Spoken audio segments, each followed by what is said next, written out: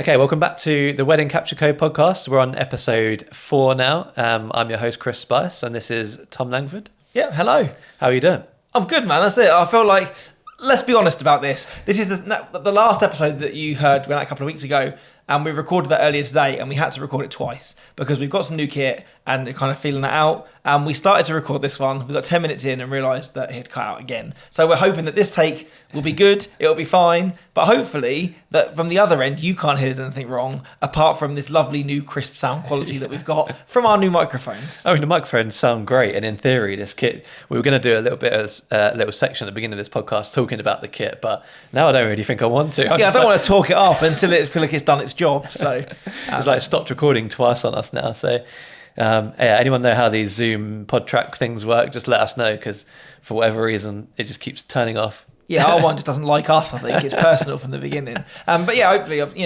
we did our first recordings for episodes 1 and 2 and the intro on some just single packs and lav mics, and then decided that some of the feedback from you guys and the kind of the personal feedback that we had from listening back to those first episodes were the content was great, but they could have sounded better. Yeah, so we've exactly. invested in this new kit now to hopefully mean that it sounds better again. And we want to keep improving for you guys and making things better, and obviously we want to make things easier for us as well. Yeah, in theory it should work. Yeah, in theory it should be easier for us, but last time we smashed through it a lot quicker than today. But we're actually quite excited because this episode we're going to be talking about the reception. We're actually going to talk about the wedding itself, which is the first time that we've done that so far. I kind of feel like we've had our theory, and then now we're going to apply some practical. Do you know what I mean? Like, we're actually talking about the things that we actually do in our jobs, rather than kind of the getting ready for that job or kind of the kind of the business bit behind it. This is an actual direct piece about what we do on a wedding day. We've been talking business for so long, like to actually talk about how we operate on a wedding day. It's just, we're really paranoid now, aren't we? We are. Keep staring at the screen. That's it. If you guys are watching on the video, all you can see is us staring at the box on the desk instead. But yeah, so I'm quite excited to talk about how we operate on the wedding day, and that is part of like the original idea of this podcast, was the fact that, one of us is a photographer, one of us is a videographer by trade, and that's really nice to talk about both sides of things. Yeah, because obviously we both approach the same tasks in the wedding day, but obviously from very kind of different perspectives. The things that kind of work for me sometimes in stills don't always translate to the best video, but then sometimes you rely on that movement more for video, and sometimes that doesn't always look great in stills. Yeah. And I think it's really timely that we should talk about this as well, having just come off the back of working a wedding together, and kind of me having a little bit more of an insight as to how you actually work on a wedding day, and then me probably annoying you and getting in your way of shots and doing whatever on the day. So to have this conversation now, after having that experience, I think hopefully should give us the most impact with it. Yeah, definitely. And I think that with Friday, I think that we really coordinated really well, and I think that's what gave me inspiration to write some of the points I've written, is that it kind of, we did the things that we know that we should do with each other, whereas I feel like if you're turning up for the first time, if you're first time working with a videographer, you might not know what they want, sort of thing, or what they need. You might not know that you might need to communicate if you want to take the couple out just before sunset or just after or something. And I feel like because me and you've worked together before, you work with videographers as well, we both just knew what each other wanted, and I feel like we have the ideal situation in our head as how an evening should go. Very much so. And I felt like it didn't feel like there was any conflict at all throughout any of it. That I felt we worked really seamlessly together, or if anything, kind of encouraged each other into kind of getting a better result for us and ultimately for the couple. So it does work well when they pick suppliers like that know each other and work well together. But I think that kind of starts with our first point, really, is that there are certain things before you even get to the evening that need to happen. Is if you are working with a supplier for the first time, is maybe in that time that you've got over dinner, is have that conversation and kind of say, well, what do you need to get out of the evening? What's your expectation of this? So that you can have that conversation about how to tackle that best together, rather than once you've got the couple stood in front of you out in the sunset, that they kind of go into business for themselves and don't consider your needs in that dying light time when it's quite time sensitive. Yeah, exactly. You want to obviously this goes way before that, but you want to know where you're at with the evening, how much stuff they've got going on. Have they got sparklers? Have they got fireworks? Have they, first dance, father-daughter dance, all of that stuff. But importantly, like you say, you need to know what each other need. Yeah. And I'm quite good at communicating in that I'll say to a photographer who I don't know, I'll say, I'll come out with you. I don't do too much directing in terms of like positions and stuff like that. But what I do is if you photograph more still photography, just looking at each other and smiling, with more poses than moments. Then I'll come in and say, oh, actually, can you keep them there for 10 seconds and then I'll come in. Because often the photographer will do their bit and then separate the couple and then that moment's gone. So I'll be like, just sort of step away for a bit. I'll come in and just be like, oh, just have a chat sort of thing. And then and then it's a fluid sort of couple. Definitely. Shoot. And I feel like it's having that in mind, isn't it? That if I work with a videographer on a wedding day, and I don't always, sometimes I'm working purely by myself. Yeah. And when it is just me, I can afford to be a little bit selfish and more or less only go where I want to go, do what I want to do, wander around, and don't have any other cameras or people to consider. But, when you do work with a videographer, it's having that conversation with them and being open to that conversation of saying to them, okay, I need to get what I need to get, but what do you need to get for this couple as well? Yeah. And having and realising that you do have to play nice sometimes, or there might be a little bit of a compromise to have in order that you get enough of what you need, and so do they. Yeah. I guess that's not an issue which I'd never really thought of before that really comes up for you, because you're most of the time always working with a photographer, I guess. Yeah, exactly. I don't think I've ever done a wedding. The other day was the first time I've ever done a wedding without a photographer. The photographer turned up for 2 hours for group shots and then went home. Okay. And the couple were like, we're much more interested in video. And that for me was like, it set us back. So, that's a lot of pressure there, because they're only going to get a video of the whole morning and the whole evening.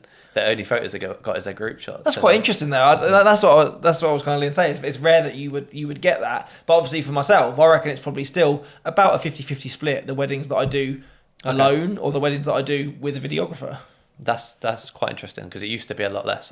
I'd say when I first started, like 8 years ago, whatever it was, I'd speak to photographers who had never worked with videographers still. So, and now, like you say, it's 50%. And I feel like it's getting better because videographers are becoming more commonplace at weddings. Yeah. Photographers are learning to consider them in it. I think, and we had a conversation about this over lunch, is kind of that old school, kind of old guard of photographers that are kind of quite ego driven or quite protective of, I do this, I do this. Gatekeepers of the day. Yeah, and anybody else kind of gets in their way, they're wrong.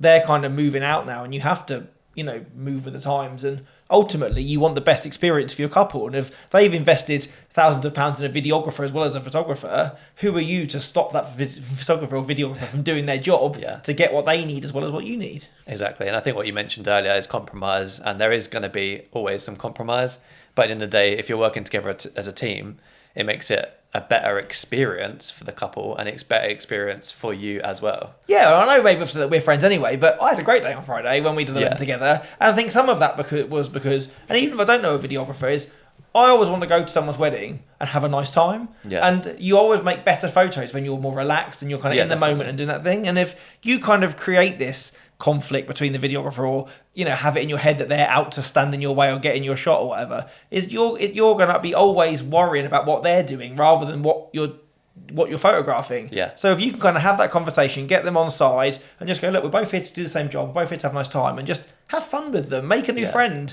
make a new contact or whatever, is that it will only benefit you and the couple that you're working for. Yeah. And I feel like you said earlier, we can egg each other on as well. Yeah. Like there was times we were doing like a sunset shoot, weren't we? And we went out, we did like some location hunting and stuff like that. And when it comes to the couple stuff, like you made a joke about me squeezing a lemon, because I was like, this couple are really fun, they're good. I'm just going to do as much stuff as I can with them, sort of thing.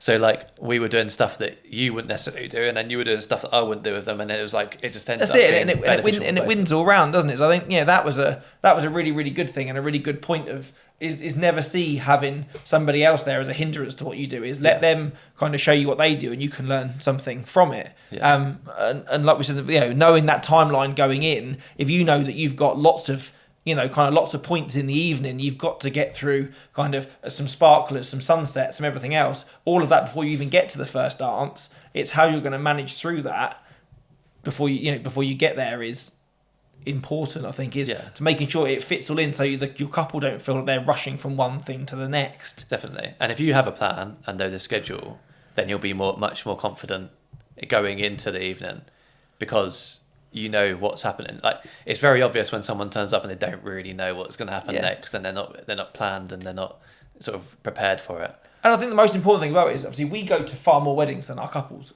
generally, and they know they want all these things.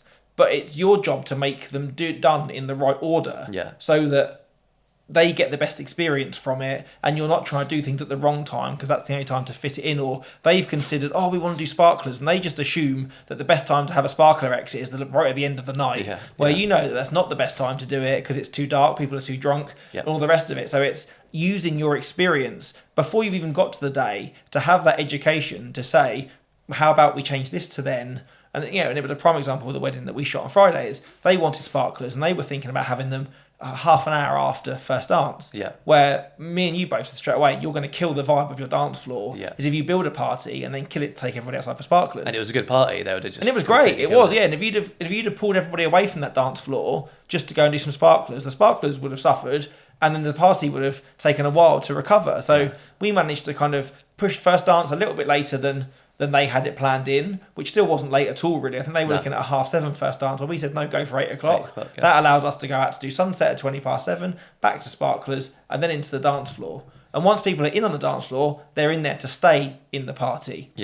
And that's obviously representative of the wedding that we had in April, where if you get married, in the earlier the year that, or in the very ends of the year, your sunset is going to fall during dinner. So it's finding out whether your couples really want that sunset enough that they're willing for you to come and get them out of dinner to get that sunset, or in the summer months, they're happy for you to go and find them at the bar or on the dance floor at 9:30 to 20 to 10 in the evening to go, the sun's going down. Yeah, exactly. By then you should really know what your couples want, but don't be afraid to ask. I think we were talking about this off camera earlier, whether you ask your couples if you come up with an idea, if it'd be okay, do you guys fancy doing this? And then if what's the worst that can happen? They say, actually, no, like we're fine without those shots. That's fine. Like you've done your bit. You're not there for yourself. You're there for them. So, like I say, by that time you should already know. We always look up when the sunset time is, and we'll ask couples during the pre-wedding call, like, it is during your dinner. Like, if you fancy it between courses, we can do it, but let us know on the day, sort of thing. I think that's it. I always have in my questionnaire, it more or less says, are you having a cake cut? Are you having a first dance? When are your speeches? Do you want a sunset? And then again, I reaffirm all of that in the call, and sometimes that's the case then to put those to look at the timings that the venue have suggested and kind of work with the timeline and that couple then. So the expectation is set before the day. So I'm not sat outside while they're having dinner going, I wonder if they do want a sunset, and watching it set while I don't know. Where if I know that I've had that conversation with them and I 100% am happy that if I go in and tap them on the shoulder in between courses and go, we need to nip out for sunset, they're like, yes, let's go. They trust you that you know the best time and you know that they're on board for that to happen. Yeah, exactly. And I think going on from that, after the dinner, it can be a bit of a lull. Obviously, you've got your sunset sometimes, but it can be a bit of a lull where everyone just sort of like had their meal, they're sort of a little bit quieter. And I think then is a good time it might not actually always be a good time to do more candids, because I know a lot of videographers who just won't film during that point, so like, it's just I've got all my candids earlier. And as we proved on Friday, that can be prime time for candids as well, because everyone's a little bit more relaxed. Perhaps they've had some drinks down them, and the light is often better as well. Oh yeah, that light at that time of day, I think, because that sun is on its way down. You always get those longer shadows or that kind of halo effect behind people. And if there is a wedding with good outdoor space, to have people to come out after they've been sat down for a couple of hours during dinner, you always get some people that want to have a nap and do whatever, but there's always some people that are kind of bubbling that energy to build into that second wind for the evening. And I think, like you've said, we've had it's our responsibility sometimes to kind of, we can use activity or what we do then to dictate that energy, or kind of give the couple a reason to kind of get riled up and excited for the evening again after they've been sat down for a long period. Like, I know that you've had weddings where you've taken bridal party out in that gap, haven't you, and really gone, okay, we didn't get much chance to have some fun earlier because we had lots of groups to do, but now we've got this time here in great light and nothing else is really going on. Let's go have some fun. Exactly. I think people love that stuff, and especially about our work, we try and put some of that bridal party stuff in. And often it's sort of crammed at the end of the group shots, and like people just want to go and have a drink by then. So during the summer last year, we made a deliberate effort to be like, okay, after the dinner, we'll ask the bridal party and the bride and groom if they want to come together. So we'll do it just before the sunset shoot. So we'll bring them all out at the same time, do a little shoot with all of them, whether it's just like a walk-in shot or like smoke grenades if they bring them or something like that. And then we'll send the bridal party back and then go into the sunset shoot from that. And not only does that sort of bring up the spirits and the energy level, but then it also makes it a bit more relaxed for the couple because they've had their bridal party around them for the first part of the sunset shoot. So now they're a bit more relaxed and a bit more hyped rather than like, you've just been sat down for 3 hours, you fancy coming out and pretending you love each other. I think that's a really great point as well. And it's something that I've never done and would definitely look to incorporate in the future is to have that kind of, if you bring the bridal party out with them, they laugh and that with them and they create some noise so that once you kind of all that goes away and you do leave them in that gorgeous light, just with some alone time, it's more evident like, oh no, it's just the two of us. Yeah. And they're maybe going to be a little bit more intimate and maybe a little bit more romantic than they would have been if you'd have just dragged them out straight from dinner or be seen to taking them away from their friends doing whatever they're doing. But pump them up first. Yeah. You've almost used their own bridal party to hype them up, which that's really clever. Yeah. It works really well. And I'll definitely be doing it again this summer. And we should try it at the next one we do probably. Yes. Yeah.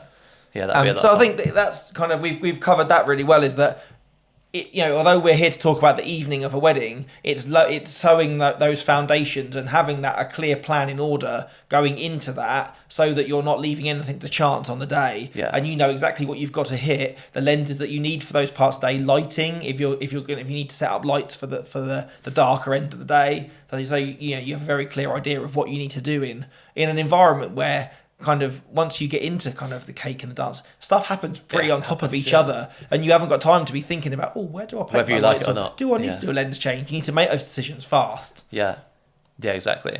And I just want to talk about what happens if it's not on your side in terms of the sunset and the weather and stuff.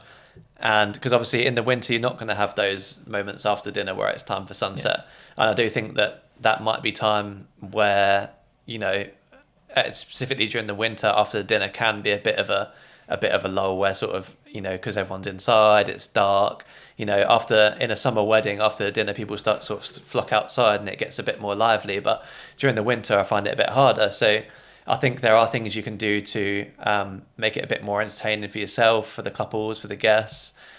We personally, if it's raining, we'll do like a sort of a rain shot sometimes with an umbrella and a light.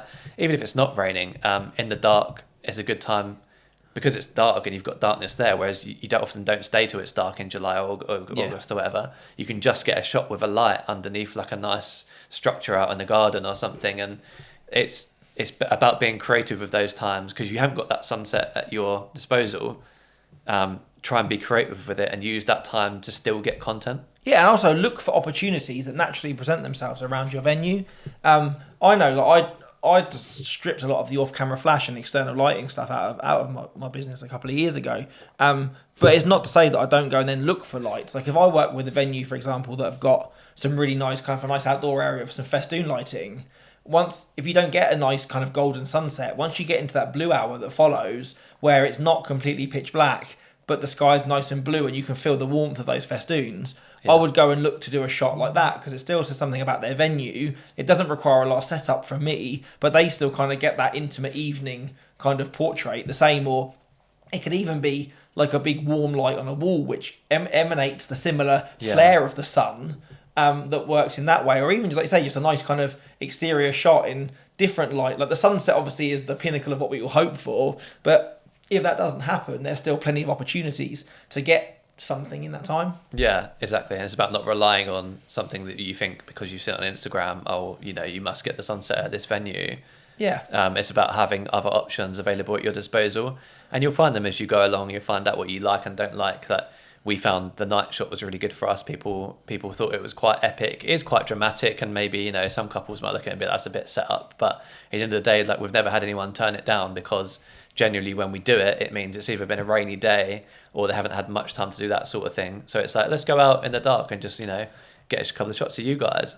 And also, I think just because we see it every day, like, I'm sure that most people listening to this podcast are familiar with, the backlit rain shot that we're talking about with the couple under the umbrella and all the droplets of rain frozen in the air. Yeah. But to them, that will still seem like a really epic thing. Yeah. And also, what a moment to give them. If they're feeling a little bit downhearted about, we didn't get a sunset I hoped for and stuff, if you can take them out and give them a really wow shot like that, which is maybe something different to other things that they've seen, or it's kind of you're offering them the next best thing to the sunset because the weather wasn't there. And I think to still provide them with an epic kind of wow portrait out of the rain, they'll be even more impressed with that maybe than the sunny day and the sunset. Very true. And that's kind of the thing I struggle with myself, is that I feel like I really try not to scroll through my wedding Instagram now, because it gives me that overexposure sort of syndrome, in that I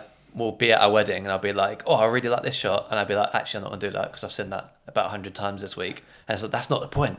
The point is it looks good, and that's why it's been done, and that couple will still appreciate being in it. So no matter how much you're sat there at dinner thinking, I'd love to do a night shot, but I've done it at the last 5 weddings, so I'm not really sure. It's like, you haven't done it in this one. That's what matters. This couple don't know, or maybe they've seen it, but it's them in it. It's different. Yes, right? Definitely. And I think I find that as, when I first began on my journey of wedding photography, I would actively, if I knew I was shooting at a new venue, I'd go and look on their Instagram or whatever and see what other people had done there, and to kind of go, oh yeah, do that, because that's the spot that people use. Where now I find the other way, I almost don't want to look. Yeah. Because so many times I've gone, oh, there's this really cool shot, and then you get on the day and find the tree that they were stood under and that one's been cut down, or it's that particular field's not in bloom anymore, and then I'm lost. I'm like, I'd pinned all my hopes on that shot, and then when it's not there, I panic. Yeah. Where if you go into something looking at what is presented in front of you on that day, for the weather, for the type of year, and the rest of it, you make creative decisions on what's in front of you, rather than kind of pinning your hopes on somebody else's shot and then panicking when you don't get it. Yeah, that's a good point. I mean, looking for inspiration is obviously great, but you might find yourself tied to that inspiration. There's a venue nearby called Rivervale Barn, and without fail, there's a one shot that every single person gets. It's over the lake with the barn in the background and all this lot. And I did the opposite way round, so that the couple were on the other side once. And the photographer was like, what are you doing? And I was like, I've seen this. And nobody else clearly has. So I'm going to do it. And the couple were like, well, okay, that looks really good, actually. Yeah. Like the couple didn't have a clue. They were a bit like, oh, okay, this is a bit different to what we were expecting. But it turned out really well. And like, that's where I think that creativity comes in. Is inspiration is good, but not necessarily everything. And also as well, that you need to rely on not only your creativity, but let's be honest, that once you get into the evening, they can be some of the most challenging parts of the day in terms of lighting. And once you get even later in the day, you're dealing with people that have gone past relaxed and can be pretty drunk, and you're trying to navigate them on a dark dance floor, throwing drink around, throwing themselves around, and still trying to keep yourself safe, professional, as well as delivering good content at those parts of the day. True. It can pull on a lot of your skills as a photographer or videographer, as well as your creativity. Yeah. One thing I'd say as well is don't try and get too much content during this time. I don't think this time is ripe for content, to be honest. I think, again, with winter weddings, you're going to find there's a bit of a lull. With summer weddings, you've probably spent a few hours before dinner trying to get shots of guests, so you've probably got most people captured. So I find that sometimes I used to, in the evenings, get back up from dinner and be like, oh, it's time to shoot another couple of hours of candids. But realistically, you've already shot a lot of the important people. They're probably more energetic back then before dinner anyway. So unless there's something to film or to shoot, don't necessarily feel like you have to. Again, there's videographers out there who don't include any of the evening, pretty much from when someone goes into the dinner until the first dance. There's nothing there. There's a gap. I don't necessarily agree with that, but if there's nothing going on, what's the point? Why are you shooting Grandad in the corner having a nap? Like, there's no have a little bit of a relax. Yeah, but do you know what I mean? Like, I think what you've said is true. Is don't put expectations on yourself that you are going to shoot shots in that time of the day at the volume that you've been shooting them, or the quick succession that you were shooting them during the ceremony or during the first candids. But I would always make sure that I was present at that time of day, and even if I only walked away with half a dozen really good shots, don't put the pressure on yourself going, I haven't got enough from that time. People expect that to be a slower part of the day, but you being present at that part of the day to capture something on hand, or being there if it does happen, I think is really important. And something which I always try and do at that point of the day as well is, if evening guests start to arrive, those welcome hugs and those things are like, you're always getting that, I've seen you in your dress, and those guests are seeing that bride for the first time at that moment. And that's anything which kind of relies on natural excitement. If you're around to capture that, your couple will thank you, because those evening guests are only going to be at that, you're only going to be at the wedding for a couple of hours with those evening guests, where the rest of the people have been there all day. So to kind of use that as an opportunity to kind of include some of the evening guests in some of the photos, that for me is kind of, that's what I try and make out of that time if I can. Yeah, there will definitely still be moments that happen, natural moments that happen, and I'm not saying like don't capture them, but just don't feel like you have to capture those same guests again. Because I really struggle with putting evening candids in the film, because I don't feel like, with the way we edit our films, I don't feel like it always fits in. So just capture what is necessary at that point. And don't put the pressure on yourself, because at the end of the day, the wedding is what it is. The couple remember it in that way. So if it is, if everyone, often in hotels, everyone heads back to their rooms. Yes, that's a big problem with hotel weddings. Yeah, exactly. And so you can feel like, oh, I must film these last 5 people that are left. You don't need to. Like, there's been a wedding that we've done that everyone went back to their rooms. There's probably the bride and groom and a couple of guests left, just sat on this sofa having a chat.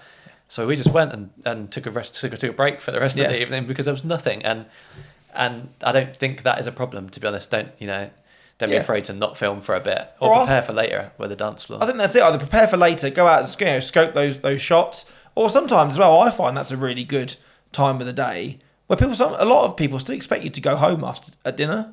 And the amount of times that I get in that time where I'm present, you still here, mate? Yeah. And use that almost as a point to, I'm not saying you start handing out leaflets at that time of the day, but just to have a conversation there. Those people have sat and watched you work throughout the day, and you'll always get all the classics, taking any good photos, mate, and all of that. But if you can spend that 5 minutes when you're not having to rush off to catch some candids, or you're needed for confetti or something else, to just have a conversation with a guest at a wedding, and then ask you about how your day's been, and you ask them, it's all those things that can then help you, because they might to go on to kind of make you more personable and maybe get you a referral later down the line. Yeah, exactly. You're running around for pretty much the whole day. From when guests arrive, you're pretty much running around doing your ceremony and then your group shots and your couples. So you often don't get to really stop. So when the evening hits, and you're sort of just hanging around and making yourself present, that's often, I found as well, when people come up and have a chat with you. Yeah, and people are aware at that point that, he's been here for quite a while now, and they go, and they see you putting in a shift. If you're present in that time of day, people are kind of more aware of the hours that you've been there by then, and it seems that that you are working hard, and you are in for kind of for the full day. Yeah, exactly. So getting on to the cake cut now, which is normally the next thing. Yes. I don't feel like we've spoken a lot about sunset, not necessarily about the main shoot of it, but that comes down to any main couple shoot when you're a photographer and videographer, is do your thing, try and work together with each other. This is generally, I'm sure we've spoken about this, but this is generally more of a time where, you're against the clock with sunset, right? Yes. So you're going to need to share that time, communicate with each other, and figure out what you guys both need before going into the sunset shoot. But when you're doing it, that's more of an episode on couple shoots and things like that. Yeah, I think we will do an episode on just purely on couple shooting. Yeah. But I think kind of the one biggest takeaway before we leave the sunset bit behind is you always need to tell the couple they're going for sunset before the sun is about to set. Because you try and peel them away from their guests and get them to the spot that you need to. That's 10 minutes in itself. Yeah. And if you grab them at that golden opportunity, excuse the pun, the sun would have set by the time you get out. Yeah. So kind of preempt it, go, okay, I've got about 10 or 15 minutes before it's where it needs to be, and then ask them. Sometimes you have to plan a route and be like, right, okay, we're going to go through this way so nobody sees us, and the evening guests will come in that way. So, yeah. But yeah, that's a very, very good thing. And we were talking about this last Friday as well when we took the couple, because I think we told them about... We were sort of like leaving it to the very last minute, and then we were like, okay, we should probably tell the couple now. Told them, and then someone else came along, didn't they, and said hello to them, and then it all went. So we were on a little bit of a rush, but it all paid off in the end. It was all okay. It did pay off. I feel at the moment we're skirting around the point if neither of us want to talk about the cake cut. So that we're just going to go back to talking about sunset. And I mean, if you had to ask me if is there one tradition at a wedding that I never had to photograph again, it would be the cake cut I'd get rid of. 100%. I'm finding that I'm photographing less of them as my years roll on, or people are opting to have donuts or cupcakes or not have cakes at all. Champagne tower thing is a new thing. That I think is going to be a big trend this year. But they are still, I think for the most part, something which probably 2/3 or 3/4 of my wedding it's still a shot that's expected for us in the evening, isn't it? So it's a big tick off that kind of evening. I don't even think couples know why they do it, really. No. I say couples say to me, cake cut, and there's like, I don't really know why we're doing that, but that's a shot. And it's like, there's a videographer poll I saw recently of what would you not, or what do you never include in the films, and it was always cake cut. I include it just because if it's a tradition, then and they've had it, then they want it. But I never want to include it. Like if I could leave it out, I feel like it's probably, lots of the days I kind of deliver amounts of it, but I try and cake cut. If it's just that standard two people holding a knife, looking at each other or looking at the camera, it's 2 or 3 frames for me, and that's it. Kind of box ticked. You've got to put yourself in that right position though, because it's that one time where someone smashes someone's face into the cake, or the cake falls over. I've had that, or there's something kind of extra, or something happens in that moment which kind of makes it more candid or bigger than the event itself. But let's be honest, those are few and far between. So I think for me, it's just a case of making sure whatever I need to do on the dance floor is set up, my lenses are changed, and I I prioritise my lens choices and my lighting choices for the dancing, and definitely. Then make that work for the cake cut as well, rather than try to do a big switch between the cake cut shot and then into the dancing. Yeah, because often that first dance shot is more important than a little bit of extra lighting on the cake cut shot. Exactly. Yes. Yeah. And I feel like it, sort of relates to what you just said, but the candid moments behind the cake cut are often the better shots. Yeah. I find that the shots of all of the guests with their phones out, like really excited that someone's cutting a cake, is usually a better photo than the actual shot of just holding a knife next to it or whatever. And for us with video, we record the cake cut and then we swing straight around and try and get some of the guest reactions to it, because often everyone there is trying to get a photo, cramming in with each other and things like that. And I feel like that's often the better shot is, and the shot that the couple are going to appreciate more, I think. Exactly. And I think with all of that said, that like we've said, that although it's not the most exciting shot of the day, you've still got to turn up, you've got to do it and be prepared for, if something happens, you are in the best place to capture it, around that, if anything kind of extra kind of manifests itself. Yeah. But at the same time, don't waste lots of frames or lots of time trying to get the most perfect cake cut shot, because it is literally a kind of a formality photo. Yeah, and it's normally in the darkest corner of the room and everything like that. I never understand it, but I still can't think to myself where the best place to put a cake is. No. Like if you go to a hotel, they love to put it in front of a mirror, which I hate, because I don't want to be in their photo. But then you can kind of get a weird thing with the guests behind them, or they put them under a fire exit sign. That always how this happens. Yep. Or there's a couple of venues I work at where they put it on a trolley and then bring it into the middle of the dance floor. And then you've always got like the DJ picking his nose in the back of the photo because he thinks, I'm not in this one, and he's trying to line himself up for first dance. Yeah. So you've always got those horrible lights on them, like with the hearts and stuff. Oh, exactly. Like you're saying, it's good. At least when the cake is left somewhere, you can plan for that backdrop or what the light's going to be in that dark corner. And then if they start to wheel it out and move it, that becomes quite difficult. Yeah. I find as well with video, actually, it's a good point to say that if you are setting up lights for the dance, I recommend doing it before the cake cut. What we do is we put lights on the dance floor, and then when everyone's called for cake cut, we'll turn those lights on the dance floor. So that by the time everyone gets to the dance floor, those are already on. Because the last thing you want is everyone crowding around the dance floor and then you running over, turning the lights on. Because everyone would just go, oh, my face, oh, my eyes, oh, it's really bright. But if they already come to the dance floor and it's already on, well, one or two of them might notice that you've got lights up. I don't think for the most part, many people even give it a second look, to be honest, because it's already there. Yeah, I think that's true. If you have them set out, and also just in terms of positioning, dialing your settings in, and all the rest of it, it's quite often, like if I'm working a wedding by myself, once I know the cake cut's coming up, and that's a case of liaising with the venue staff, because they never normally run to time either. They go, are we going to do cake cut now? Is it going to be late? It's having that conversation with the DJ about his lighting, what you would like from their lights for the first dance, and normally if there's a kid in the dance floor, I can use them as my light subject, or saying to the DJ, do you just mind standing in the middle of the dance floor while I figure my lighting out? Or use your wife. Exactly, when you shoot with two of you, you can use them, or even use each other. If you've got a videographer, just say to him, do you mind standing in the middle of the dance floor just so I can ping a frame off to know that my flash is at the right setting or my lights are in the right place, before going into that kind of cake cut straight into first dance. So might as well go to talk about lighting, because we're going into the first dance then. And I can't remember whether it was you that asked me this question or somebody else, but whether some people light from two corners of the dance floor. So you've got a bright side and you've got a sort of dark side, right? Yep. And you've got the backlit side and you've got a front lit side. And that's kind of how I used to do things. I used to put one quite powerful light on one side so that, this side was this sort of corner of the dance floor was well lit, and then this side you have some backlight. But now we've bought two lights, and now we light from either corner, sort of opposite corners. And what that means is you've got a really nice sort of wraparound. And I've really, really enjoyed having that set up because you don't get a dark side. You still get the flare off of the light, the backlight and the hairlight.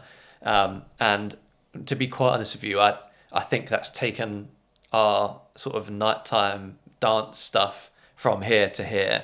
And it's such a small thing I never thought would. But I know it doesn't look so much like nighttime, but having those proper emotions caught on camera and well lit is quite nice. I think that's it. It takes the control, doesn't it, from being in the hands of the DJ's lighting or the venue's lighting, to that you can deliver under with the lights that you've brought, and if you put them in that place, your settings that you can provide a consistent and professional looking lighting to that scenario. And it's something that I always struggled with, or if I work with videographers who have a constant light set up with the light side and the dark side, is that for the most part it's a slow dance where the bride and groom face each other. And two things that would normally happen is they face that light side on, so you kind of get the silhouette. Or if they turn the other way, one of them is in beautiful light because the light's on their face, and the other person's in complete shadow. And then so it's not really a couple activity at all then, because one of them's really dark and one's really light. So to have it from both sides allows both of their faces to be illuminated, which is exactly. And you're going to get harsh shadows, and that's just part of it, I think. And I think the harsh shadows actually look quite good in the dance floor footage. It adds some drama, doesn't it? To that end of the day, it definitely does. And that's one of the first things that Kate said when we set up that the first time. She's like, some of the shadows are quite harsh, and I was like, but that's okay, because once people get dancing and stuff, there's going to be lots of other light sources coming around and stuff like that anyway. So I think you kind of lose a bit of control at that point. So having lights gives you a little bit of that control back. You can overpower the DJ's lights to a certain extent, which often, when they start getting lasers out and stuff, just kind of ruins the image a little bit. I think for me, that's where it begins with when it comes to lighting the dance floor. Like I said earlier, when we're talking about sunset and stuff like that, is I ditched off my external lighting a couple of years ago, mainly because I kind of looked at the core of my business, and the thing that people love the most is the most natural approach. So I think for me, I try and always replicate as near to what the venue looks like as I can in those photos, and to put up extreme lighting, like you said, sometimes it can look too bright. And also for me, it's a lot of effort as a single person working on a wedding to try and spend a quarter of an hour setting up lights, or when I could be out doing sunset or whatever. Sometimes I found it quite a big ask to rush back from sunset to get lights set up, to get that done, to go to cake cut. And so in the end, it was kind of finding ways that I could still make good photos without having that time to set lights up and carry that kit on my day. So for me, I have gone back now to just literally, for most of the dance floor, is a bounce flash off of the ceiling or off of a wall. But obviously when you start to work in barn venues where the ceilings are so high, that's not always possible. So I end up turning my flash down to really low power and using it in a more direct fashion. That's fashionable now anyway, isn't it? It's coming in, this editorial flash. I think if you put editorial in front of anything at the moment, it seems to be popular. But I think also having that conversation with the DJ to say, I appreciate your 6 coloured lights and your strobes, but for the first dance, if you could leave those on not much movement or on one single colour, or if you've got, say, the heart effect or whatever, can you turn that off? Just for the first dance. Once we get into that first song afterwards, you can go wild and give me every colour that you've got. But I don't think when you get the kind of really lovely black and white, or lovely kind of dance floor shot, and there's like a green laser dot on the bride's dress, or even worse, a heart across one of their faces in that kind of really tender moment, that kind of kills it for me. And also, if their lights move, how you can meter for that and expose correctly for that, I think is really difficult. So at least for kind of that big moment of the first dance, to say, I would like you to just give me some pure white lighting, or if that means even turning your lights off and relying on some of the house lights from the venue, that's what I would always ask for the first dance. Yeah, because sometimes you do get that DJ's light, which is like the white heart, and sometimes it goes over their face, and it's like their face is nuclear for like a second. And for you, that must be difficult because that frame is then nuclear. Exactly that. You can't tell what's happening, but you still would rather not use it, sort of thing. So, conversation with the DJ is often quite important.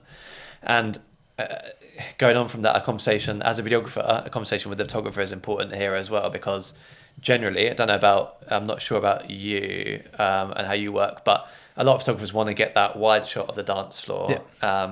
And sometimes we'll work with 2 videographers and 2 photographers, and a wide shot just becomes impossible, right? Yes. Unless you talk for it beforehand. And so what we'd normally do is we'd be like, I'll stay back for the first 10, 15 seconds and be like off the dance floor completely. Yeah. You get your wides, and then I can come in and do like a walk around them or something like that. And then it's basically a free for all after that, right? Yeah, that's at least then you've got your wide shot. Exactly. That's what I was going to say, and I know from largely working with videographers that they want that gimbal 360 walk round the couple whilst they're looking, gazing into each other's eyes. Yeah. But in my photos at that instance, all I've got is a videographer doing their like slow paced walk with the gimbal. The crowd. So in some ways, and also because most of the first dances that we do are very short. Yeah. The couples want to get the lovey-dovey bit out the way and get their friends on with them very quickly. Sometimes I need to get my wides, you need to get your walk round, and all of that can be in less than a minute. Yeah. So having a conversation with the videographer or the photographer at that point to know that you can both get what you need out of it is sometimes even more crucial then than it is at sunset. Yeah, definitely. Because you've literally got 30 seconds essentially. Yeah. And I don't think like the walk around the couple is essential as a videographer, but it's something that I've always done because multiple angles is good. And like we said with the cake, sometimes there are guests in the background that is often a lot of people will shoot towards the DJ, whereas actually the more interesting shot is with mum in the background's having to cry on the corner of the dance floor and stuff like that. So I feel like getting all of those angles is just as important, and trying to smash that out in 30 seconds with 4 different people with cameras on the dance floor can be tough, but obviously communication is and I think as well it's important that you need to work quickly and you do need to move in those instances. Like I feel that if you've getting the couple or the guests in the background, and if you're in a barn venue and there's some lights in the ceiling and stuff, getting that kind of glow from the venue behind the couple as they're dancing is the much nicer shot than say the DJ in his headset, or if he's got a light set up, it's not always as flattering. But to get both, because you don't always know where the angle is. Exactly. So kind of don't dwell in any one place, because it's quite a slow thing, a first dance. Yeah. Unless you get someone who's got a rehearsed dance, or particularly someone who's energetic, most of it is 2 people holding each other and swaying. So if you stand in the same place, you're going to get the same shot over and over. Lots and lots of the same shot as well. Yeah, so to kind of, just get 2 or 3 frames there. As long as you've got one which is kind of exposed correctly, move to the other corner.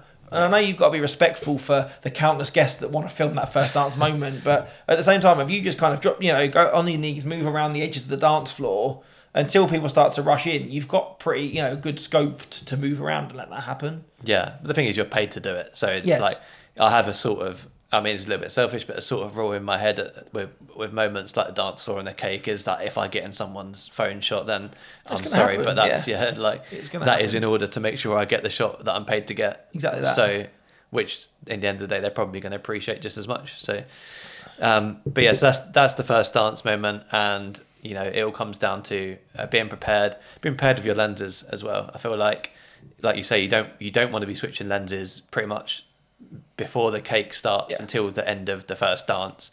At which point you sort of, once the first dance song ends, I usually go 24 for first dance. Once the first dance song ends, I'll quickly switch over to a 35. And I think that goes on to obviously some people love shooting really ultra wide and getting in there. Some people love standing at the edge. I think that there's a middle ground, and 35 is my favourite when it comes to dancing, but I feel like I've also enjoyed being on the 15 sometimes and getting in there. Again, that's what I found is for the predominantly most part of the day, I'm a prime shooter. A 35, a 55 and an 85 are the lenses that I will use to capture everything pretty much up until that point where we're, say, into the kind of cake cut first dance zone, where at that point will switch off my longer lens, whether it's the 55 or the 85, and I will put on the wide lens. And I've got a 17 to 28mm zoom. It's the only time I use a zoom on the day. But I feel then that gives me my 35, which is the wider aperture. So if I want to get something a little bit more zoomed in, and maybe shoot that camera with no flash, ambient, high ISO at 1.8 to get that kind of really, couple in focus, really dreamy kind of fall off in the background, I've got that. But at the same time, then my flashes on my wide lens, I can get my nice wides for the first dance. You get right up in there as well. And I think that's the next point I've got on there is, once I've got that lens on, is get close. I think the only way to kind of feel like you photograph that action from the action is be in the action. To stand on the edge of a dance floor, people tend to dance in circles towards their friends. And if you stand on the outside of a dance floor, once everybody rushes in, you're going to be getting a lot of butts and a lot of limbs, but not a lot of smiley faces and good shapes from people. So if you're in there, people will sort of open up because they see somebody, and you're just there, and you can be right in there. And with the wide angle lens, you can obviously then capture multiple people all dancing together. Exactly that, and yeah, join the circle. I'm definitely not a dancer, and you won't find me. You might see a foot tap or a nod, but I definitely won't be throwing shapes alongside them. But to stand amongst that action to get those shots. Yeah. And also I think because you've been around those people all day by then, they're the most kind of trusting of you as they're ever going to be because you've built that rapport up through the day. They very much know who you are at that point and what you're there to do. And if they were shyer in the earlier parts of the day, now that they're maybe a little bit more drunk, they'll be more giving to you on the dance floor. Yeah. And it's a good time to kind of catch people that really kind of, they're most kind of freest, or that, with less inhibitions than they had earlier in the day, to kind of get some really good magic on the dance floor. I think. Yeah, definitely. People are a lot more into it. People are a lot more trusting that we're drunk, and like, I don't feel like at first, because I sort of thought like if I was on the dance floor, I'd be just distracting people, but I don't really think most people even realise you're there. And even if they do, they're at good weddings. Sometimes they'll react to you being there, and you get like someone dancing along to camera and things like that. And as videographers, we always get, "Can you take a photo of me?" Yeah, and you just have to be like, "Yeah, there you go, lovely." That's it. They're waiting for the flash to go off that isn't on your camera because you're a videographer. Yeah. But I think the flip side of that as well is knowing when to walk away from a dance floor. Yes. Like, in a summer wedding sometimes, people will come in, first dance, couple of songs after the first dance, and then we'll go, "Oh, it's really nice outside, I want to go and sit in that." And if there's only like 3 people dancing, just don't keep hounding those same 3 people. You don't need to get 20 shots of the 3 bridesmaids that stay on the dance floor all night, because that can almost feel predatory then, which I don't like either. But at the same time, if it's going off and you've got a full dance floor, it's work again. Squeeze that lemon and get everything out of that moment you got while the dance floor is full. And that first song that follows the first dance is normally a great time for that to happen. Yeah, definitely. I mean, that first song really dictates how the rest of the dance floor is going to go. And talking about that is actually something that we say to our couples in the pre-wedding meeting, which is lead by example. I say to them, we are there for 3, 4, 5 songs after the first dance. We want that dance floor to be busy. If it's not, we'll probably leave, 1 song, maybe 2 songs after the first dance. If the bride and groom stay on the dance floor, then their guests are going to want to stay on the dance floor as well. And so we're more likely to capture a much more buzzing dance floor if the bride and groom choose to stay on it. So that's one thing we always tell them, like, in order to get the best out of your video, at least stand there for a few songs, because there's some people that will go onto the dance floor, bride and grooms that will go into the dance floor, do their first dance, and then just disappear somewhere. Yeah, I think that's it. Because those guests have come to the wedding for the couple, they are very much to be led by the energy of the couple. And I think to instill that in them, that they very much dictate the energy of their day, that's something which is really great to do kind of in that lead up and have that in their minds. In terms of myself as to when I stay at a wedding, is I always say to my couples, for my full day package, is that I will always stay for at least an hour after first dance or sunset, whichever is later. So obviously in the summer, sometimes you need to stay through that hour of dancing to even get to the sunset bit, because it can fall at 9:30, 20 to 10 in the evening. But sometimes you need to be there that long in the summer, because say people are outside and don't come back into the wedding at the end. But sometimes, I say in a winter wedding, if the dance floor's good from the beginning because it's dark and rainy outside, within sort of half an hour, 45 minutes, I feel like I've got more than enough of the dance floor that I need. Yeah. And it's also working with their schedule. Like, if they have evening food, normally tends to come out about an hour after the first dance. Yeah. The dance floor's going to empty. So for me, it's kind of, I don't have to tear myself away from a really good dance floor. It kind of, that natural break is a good time for me to go, okay, it's now time for me to go. Because everyone else sort of tears themselves away. Because everyone else tears themselves away. So I kind of feel that the evening has a natural lull then, which is a good point for me to end. Where if I had a wedding last year where I tried to pack my kit up 3 times, and as I took my flash off my camera and put my lens cap on, somebody else rushed onto the dance floor and something kicked off. And the DJ thought it was hilarious that when I went to go and put my stuff away, something else would kick off, and I couldn't tear myself away from that wedding. So I think if I was allowed myself for, say, that good hour on the other side, I know then that if they've got a live band, that's normally when the first set ends, is after the end of the hour, or the evening food will come out. I think that's always the way with the dance floor, where that happens to us so much, is that we turn off the light and then someone will come on running onto the dance floor, turn the light back on, get the cameras back out. But at the end of the day, like, there's another 3-4 hours a day that you're not capturing, so there's always going to be something happening.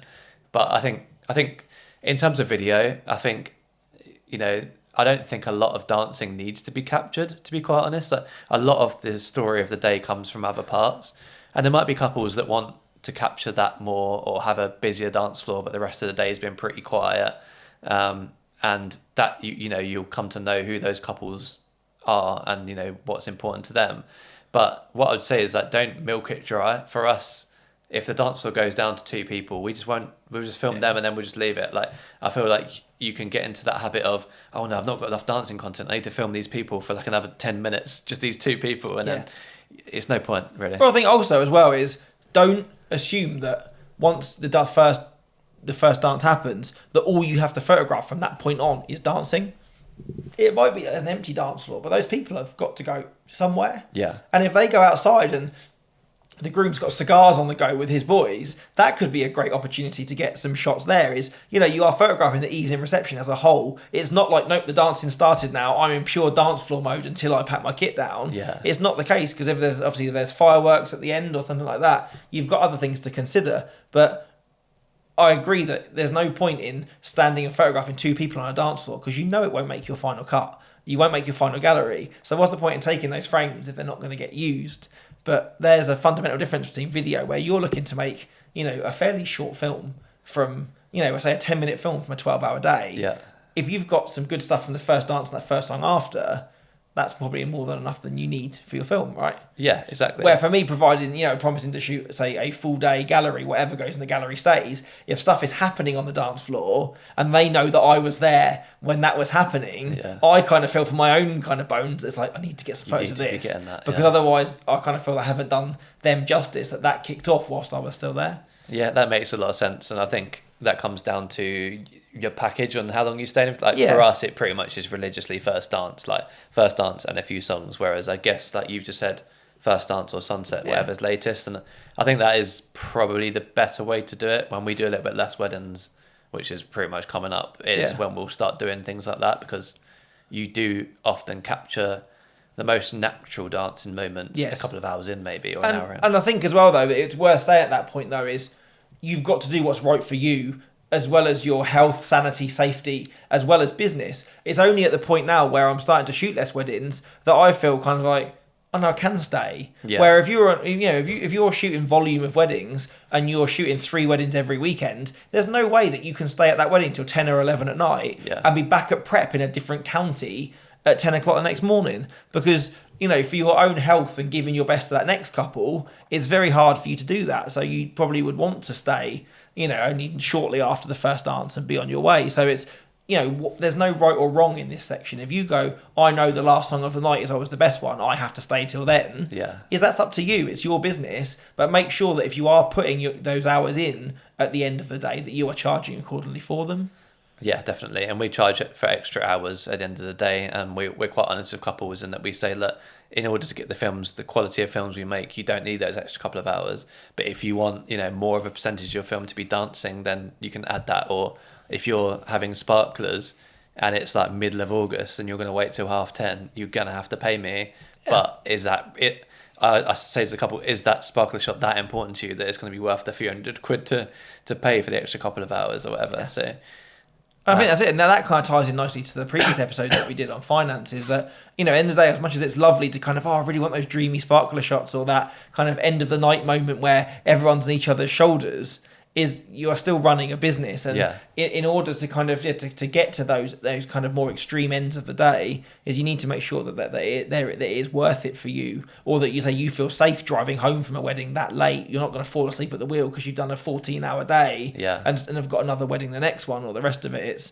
And also at that point, you're dealing with people that are peak levels of drunk. Luckily, I can sit here as a fairly large man that I've only had a couple of instances where I don't feel safe or have been, say, harassed on a dance floor.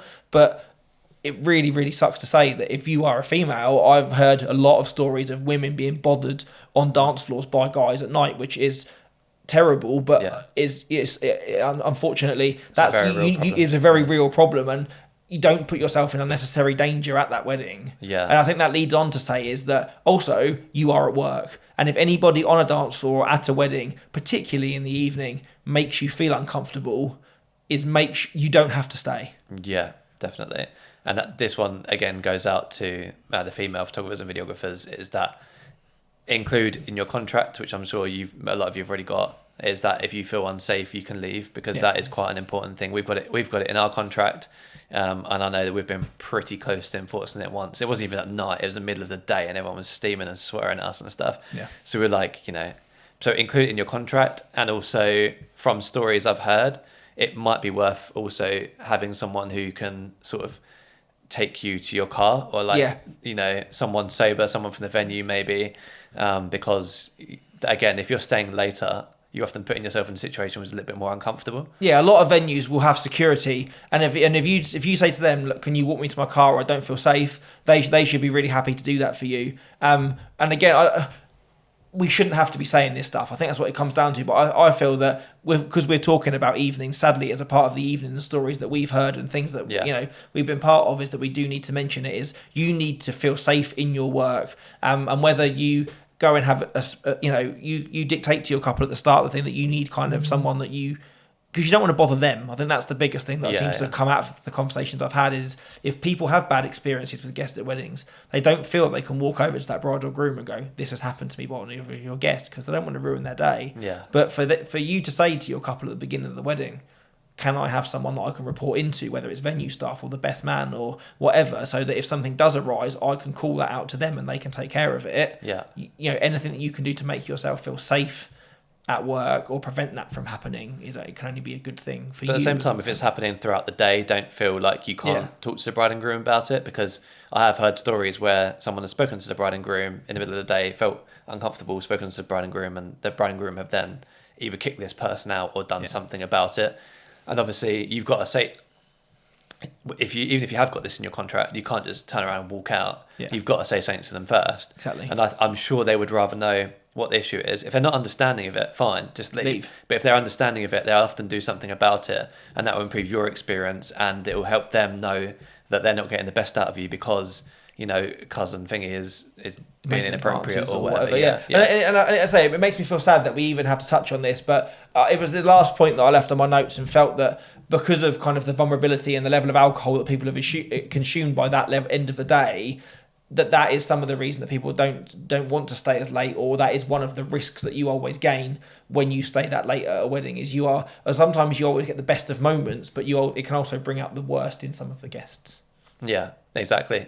It can go either way with a lot of weddings, can't it? It can, and I don't want to feel like I've ended this episode on a really kind of low, kind of positive note, because I feel like we've covered loads. The evening is a really positive part of the day, and they say you can capture some real good magic there, and there's so much feel good in kind of that real celebration part end of the day. But I still feel that us as kind of what we're doing here, it would be amiss of us to not to touch on that. When talking about the evening. I think it's really important that we get into the nitty-gritty of weddings and the fact that it's not all rainbows and butterflies. And I think it is nice that we can talk about that. And while we're not necessarily in the best position, because again, we're both quite tall and big lads, I think it's because we've seen stories, and we're in a position where we can raise awareness of that sort of thing. So exactly that.